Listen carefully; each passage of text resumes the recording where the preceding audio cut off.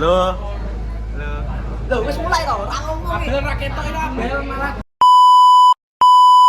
Assalamualaikum warahmatullahi wabarakatuh. Kami dari kelompok 6. Izin perkenalan, nama saya Pasca Priambo Wicaksono, absen 30. Nama saya Rafa Rajendra Dapat Darmawan, absen 32. Nama saya Made Alvino Garvin Karang, nomor presensi 16. Saya Kaisaria Abdul Vendera nomor absen 7. Saya Devanto Kananda, absen 10. Jadi hari ini kita akan praktek mengenai termokimia. Selamat menyaksikan. Jadi, termokimia itu adalah salah satu cabang ilmu kimia yang mempelajari perubahan energi atau kalor yang disertai dengan suatu reaksi kimia yang baik diserap maupun dilepaskan. Nah, jadi komponen termokimia itu ada dua. Yang pertama adalah sistem dan yang kedua adalah lingkungan. Jadi, sistem itu adalah segala sesuatu yang menjadi pusat pengamatan. Sedangkan lingkungan ialah segala sesuatu di luar sistem tetapi dapat mempengaruhi sistem. Jadi contoh dari sistem dan lingkungan yaitu contoh sistem yaitu api unggun, sedangkan lingkungan yaitu udara di sekitarnya yang terpengaruh udara panas karena api unggun atau sistem tersebut.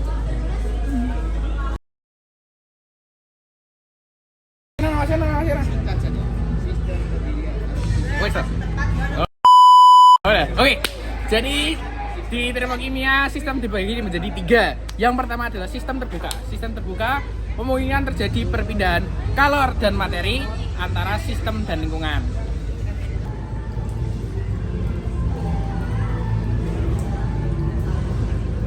Yang kedua, ada sistem tertutup. Sistem tertutup memungkinkan terjadi perpindahan kalor tetapi tidak dengan materinya.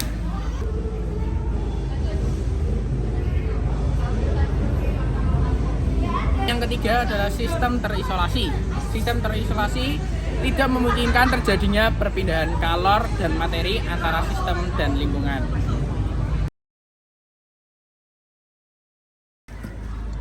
Reaksi eksoterm adalah reaksi kimia yang melepaskan energi berupa panas dari sistem ke lingkungan. Nah, nilai perubahan entalpi ini bernilai negatif. Jadi contohnya ada besi berkarat. Reaksi kedua yaitu reaksi endotherm, yaitu reaksi yang menyerap energi dalam bentuk panas dari lingkungan ke sistem. Nilai perubahan entalpi reaksi endotherm yaitu bernilai positif. Contohnya cuplikan di sini.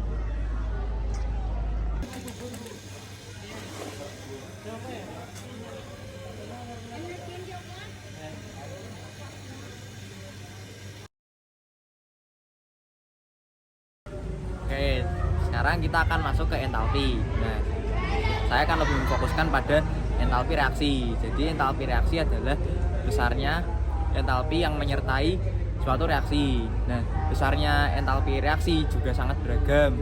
Ada yang menyerap, ada juga yang melepas kalor. Nah, rumusnya adalah delta E sama dengan Q plus W. Dengan delta E itu adalah perubahan energi dalam, Q itu adalah jumlah kalor yang diserap, dan W adalah kerja yang dilakukan oleh sistem. Jika Q bernilai positif, maka dia menyerap kalor. Jika Q bernilai negatif, maka dia melepas kalor. Jika W bernilai positif, maka dia menerima kerja. Jika W bernilai negatif, maka dia melakukan kerja. Jadi entalpi reaksi dibagi menjadi 8. Yang pertama adalah perubahan, yaitu merupakan entalpi yang dibutuhkan atau dilepaskan pada pembentukan satu mol senyawa dari unsur-unsur. Apabila pengukuran perubahan entalpi pembentukan dilakukan pada keadaan standar 25 Celcius dengan tekanan 1 atm, maka disebut perubahan entalpi pembentukan standar atau delta F. Adalah entalpi penguraian, yaitu entalpi yang dibutuhkan atau dilepaskan pada penguraian 1 mol senyawa menjadi unsur-unsur penyusun yang diukur pada keadaan standar. Apabila pengukuran perubahan dilakukan dengan keadaan standar 25 Celcius 1 atm, maka akan disebut perubahan entalpi penguraian standar atau delta H D. Tiga adalah entalpi pembakaran. Perubahan entalpi yang dibutuhkan atau dilepaskan pada perubahan sempurna 1 mol zat diukur pada keadaan standar. Apabila pengukuran dilakukan dengan keadaan standar 125 Celcius 1 atm, maka bisa disebut perubahan entalpi pembakaran standar. Delta H/C. Yaitu entalpi peleburan, yaitu perubahan entalpi yang dibutuhkan atau dilepaskan pada pencairan 1 mol zat dalam fasa padat menjadi fasa cair yang diukur pada keadaan standar.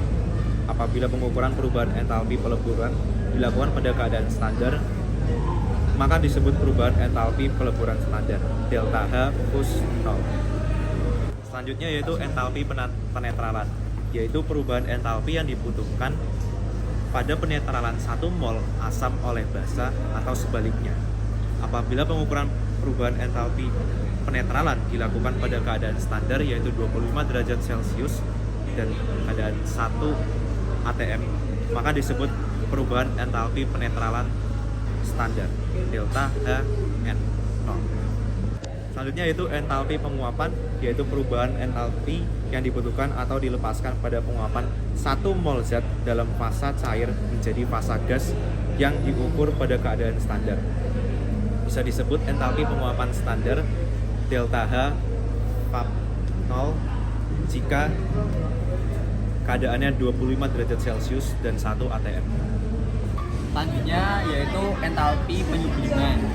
Jadi entalpi penyubliman adalah perubahan entalpi yang dibutuhkan atau dilepaskan pada penyubliman 1 mol zat dalam fasa padat menjadi fasa gas yang diukur dalam keadaan standar.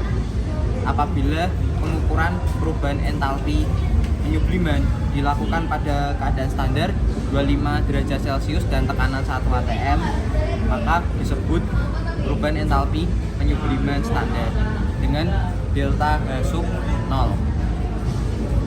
Selanjutnya adalah entalpi pelarutan. Jadi entalpi pelarutan adalah perubahan entalpi yang dibutuhkan atau dilepaskan pada pelarutan 1 mol zat terlarut yang diukur pada keadaan standar.